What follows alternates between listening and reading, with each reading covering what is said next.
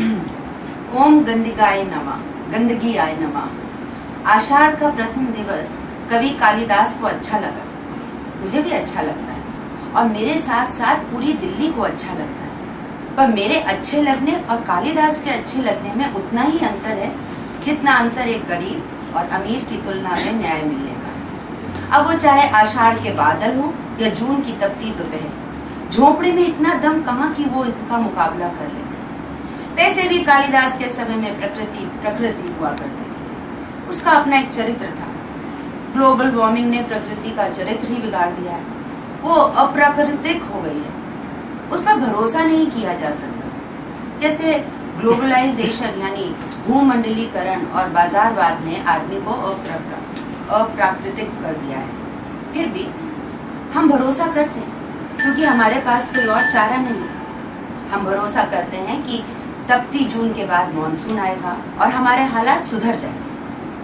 भरोसा करना हमारी नियति है, चाहे वो आम चुनाव हो या आम का चुनाव हो, दूध फल सब्जी की खरीद हो, हम भरोसा करते हैं कि हमें सब कुछ मिलावट रहित मिलेगा।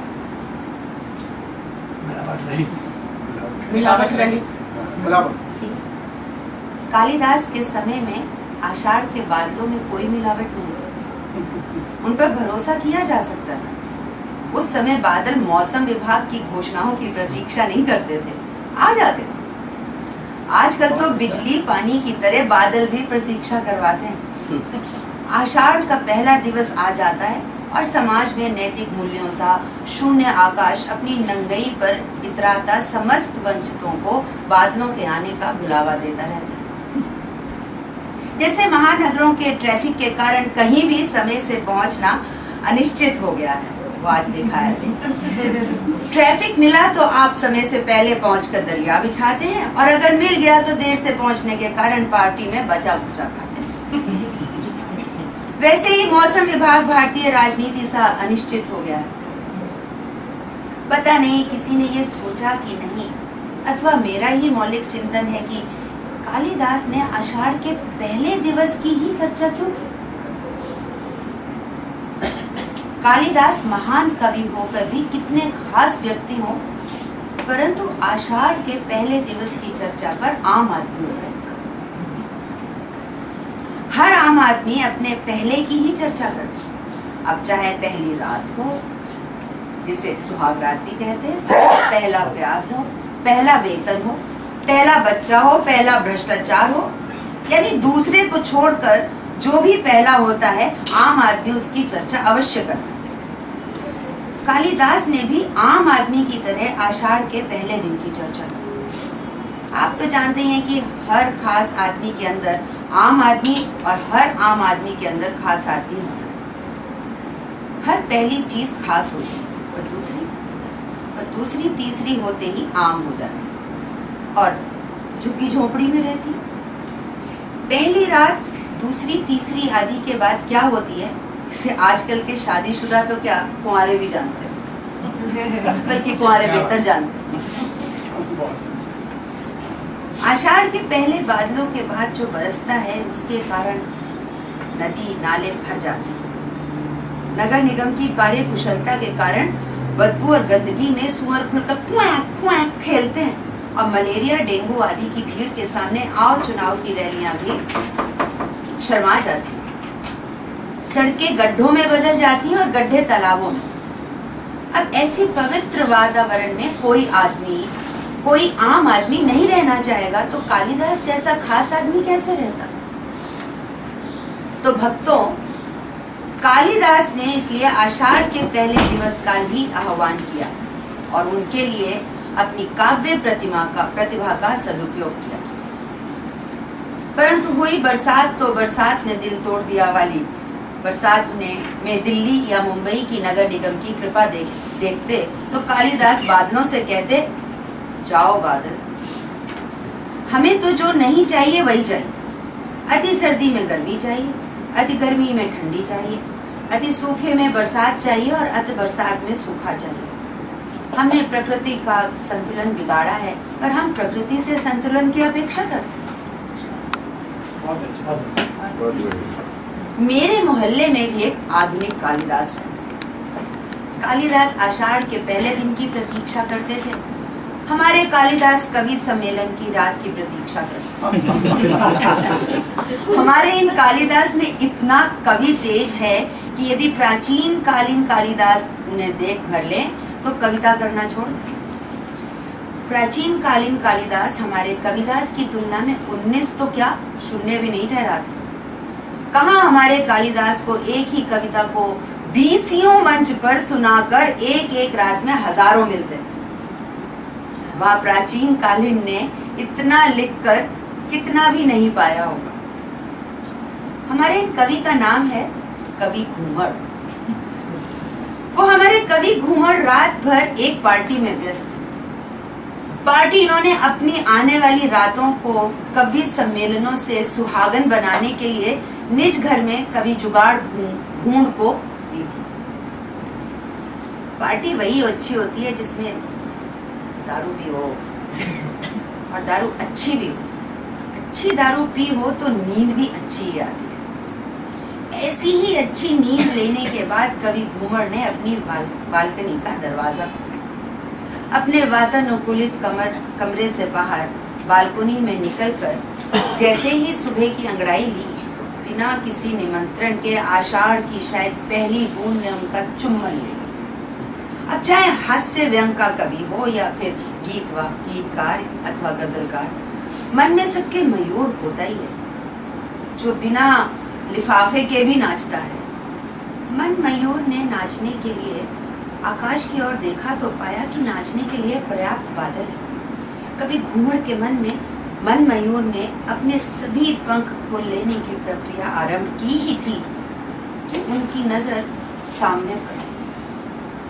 सामने का दृश्य मन मयूर के नृत्य के साथ कूकने का भी था।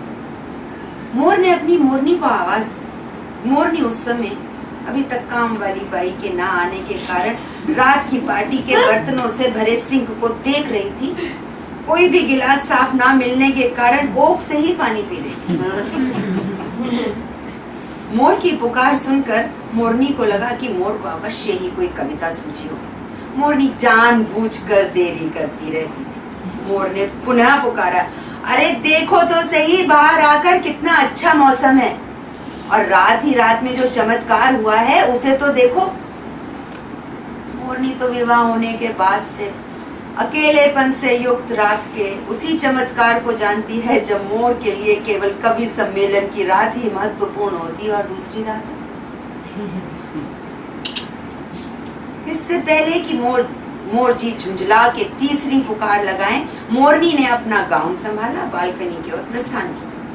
ठंडी हवा के झोंके ने विश्वास दिला दिया कि आज कवि जी दूर की नहीं आंक रहे हैं, मौसम वास्तव में अच्छा। बालकनी में पहुंचकर मोरनी ने कहा, वाह कितने घने बादल हैं आसमान में, पकौड़े बनाऊं क्या? अरे सामने तो देखो, तुम पकौड़ों के साथ मालपुए भी बनाओगी। सामने? जी हाँ, सामने की सारी झुग्गियां रात ही रात में साफ कर दी गई है। हमारे सामने से गंदगी साफ हो गई है। अब हमारे फ्लैट की कीमत दुगनी हो जाएगी। झुग्गी झोपड़ी वालों के कारण कितनी गंदगी थी, कभी बालकनी में बैठकर चाय तक नहीं पी सकते थे। मोरनी ने देखा कि मोर दूसरी बार भी कवि सम्मेलनीय कविता नहीं आंक रहा था, यथार्थ का वर्णन कर रहा था। सामने की झुग्गियों पर बुलडोजर फिर चुका था। झोपड़ियों में पड़े सामान को बरसात की रिमझिम फुहारों के आनंद से बचाया जा रहा था। कुछ अधनंगे बच्चे इधर उधर दौड़ रहे थे, उनके खेलने के लिए जगह अधिक हो गई थी और कुछ भूख के मारे माँ की गोद में बैठे माँ का लटका मुंह निहार रहे थे। पुरुष बचा कुचा समेट रहे थे। रात को ही बरसात ने उनका भी दिल नहीं, सामान भी तोड़ दिया था। जानती हो, वो साहब बता रहे थे, पहले झुग्गियां टूटती थी तो 1-2 दिन बाद फिर से बन जाती थी, पर अब तो जो भी टूट रही है दोबारा नहीं बनेगी। हर पार्टी चाहती है कि राजधानी चमके। इन झुग्गियों का नंबर भी बहुत दिनों बाद आया। मोर ने अपने पंख फैलाकर मोरनी को उसमें समेटते हुए कहा। मोरनी भी चहकी, ये तो बहुत ही अच्छा हुआ, सच बहुत ही गंद हो गया था सामने। पर अब ये लोग जाएंगे कहाँ? भाड़ में जाए हमारी बला से, यहाँ से तो गंदगी हटी। पर चंदा, हमारी काम वाली भी तो सामने रहती है, हालात में तो लगता है कि आज तो वो नहीं आएगी। अरे हाँ, इन हालातों में तो यही लगता है कि वो नहीं आएगी। सुबह सुबह आ गई एक और मुसीबत। ढेर सारे बर्तन पड़े हैं पार्टी के, घर गंदा अलग से पड़ा है, वॉश बेसिन पर पान की पीक जगह जगह जमी पड़ी है। हाय राम, अब कौन करेगा सफाई?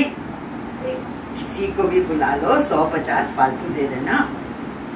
किसी और को बुलाओ? सामने देख तो रहे हो सभी की झुग्गियां टूटी हैं।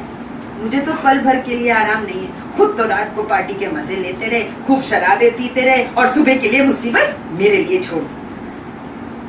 घर का काम मुसीबत है कि? अरे सभी औरतें घर का काम करती हैं, तुम्हें तो थोड़ा सा भी काम करना पड़े तो नानी याद आने लगती है। नानी याद आती है तुम्हें? एक गिलास पानी का भी लेने के लिए कभी उठकर नहीं जाते। औरों के पति अपने पत्नियों के घर के काम में हाथ बटाते हैं, और तुम? चलो आज मेरे साथ बर्तन साफ करने में मदद करो। हो सकता है कि चंदा आई जाए, उसे भी तो रोजी रोटी चाहिए। एक कुटिल मुस्कान के साथ मोर जीने का। अभी तो उसने पगार भी नहीं लिया। मोरनी बहकावे में नहीं आई, उसने दबंग होकर कहा, पर आज तो वो आने से रही।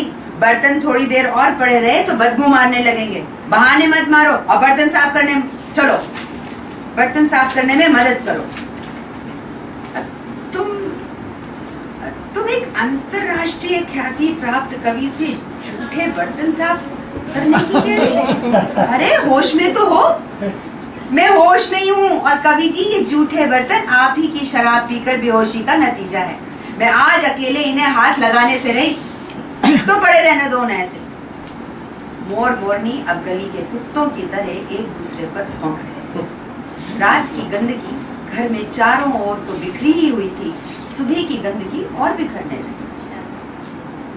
कवि घूमर ने ये असाहित्यिक माहौल सहा नहीं,